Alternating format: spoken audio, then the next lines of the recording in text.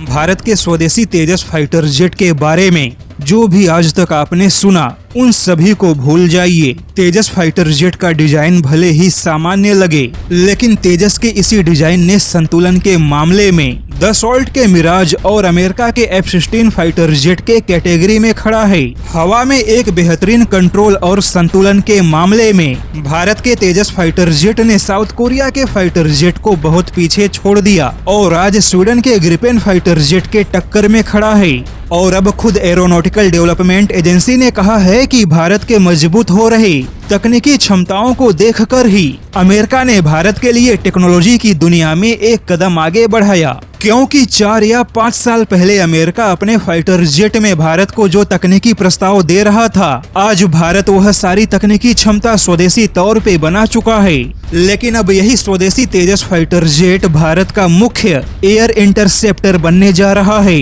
यानी कि अब दुश्मन के किसी भी हवाई घुसपैठ को जवाब देने या दुश्मन के फाइटर जेट के साथ पहले डॉग फाइट के लिए या फिर त्वरित जवाबी कार्यवाही के लिए राफेल, सुखोई या मिराज फाइटर जेट का नहीं बल्कि भारत के स्वदेशी तेजस फाइटर जेट का इस्तेमाल होगा। सीधे शब्दों में कहे तो अब भारत का तेजस ही वह फाइटर जेट होगा जो दुश्मन को पहले जवाब देगा। अभी तक भारत का यह काम MiG-21 और मिराज कर रहे थे, लेकिन अब दुश्मन को कुछ ही सेकेंड में क्विक रिस्पॉन्स यानी कि तुरंत जवाब देने का काम भारत का स्वदेशी तेजस फाइटर जेट करेगा। और जब भारत की वायुसेना तेजस फाइटर जेट के बेड़े को इंटरसेप्टर की जिम्मेदारी सौंपने की तैयारी कर रही है, तो ऐसे में समझा जा सकता है कि अब स्वदेशी तेजस तकनीकी तौर पे कोई हल्का फाइटर जेट नहीं है।